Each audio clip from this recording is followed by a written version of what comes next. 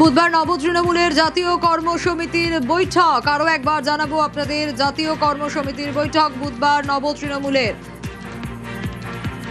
এবার সব সদস্যদের নিয়ে প্রথম কর্মসমিতির বৈঠক। 22শে জুন নব তৃণমূলের জাতীয় কর্মসমিতি গঠন হয়। আরো বিস্তারিত এই বিষয়ে আপডেট নেব, তবে তার আগে আরো একবার জানাই, জেলা কমিটি গঠন নিয়েও আলোচনা হবে। এর পাশাপাশি এমনটাই সূত্র মারফত খবর পাওয়া যাচ্ছে, বুধবার নব তৃণমূলের বৈঠক রয়েছে জাতীয় কমিটি নিয়ে, পাশাপাশি জেলা কমিটি গঠন সে নিয়েও আলোচনা হতে পারে।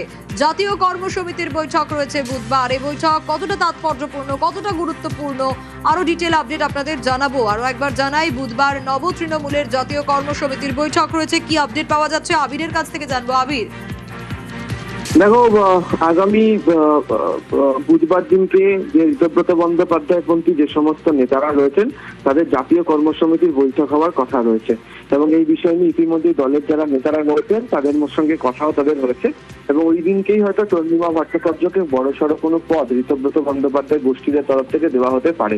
আজকেই তুমি দেখেছো যে চন্দ্রিমা ভট্টাচার্য তিনি বিধানসভাতে যান, বিরোধী দলনেতার সঙ্গে তিনি দেখা করেন, এবং সেখানে ফিরাদ হাকিম থেকে শুরু করে একাধিক নেতারা সেখানে উপস্থিত ছিলেন, এবং তাদের মধ্যে সেখানে একটি বৈঠকও হয়।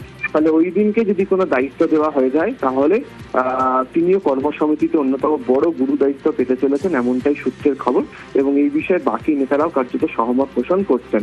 সোমবার দিনকে নির্বাচন কমিশনের কাছে যে জবাবদিহি দুই তরফের থেকেই চাওয়া হয়েছে, এবং ঋতব্রত বন্দ্যোপাধ্যায় গোষ্ঠীর তরফ থেকে জানানোই হয়েছে যে তারা তাদের সমস্ত উত্তর দিয়ে দেবেন। আগামী দিনে জাতীয় কর্মসমিতিকে তারা আরো অনেক বেশি চেনা পরিচিত মুখকে তারা তার মধ্যে নিয়ে আসতে চান। সেক্ষেত্রে দাঁড়িয়ে বৈঠক অত্যন্ত গুরুত্বপূর্ণ। গত 22শে জুন প্রথম এই জাতীয় কর্মসমিতি তৈরি হয়। বেশ আবির।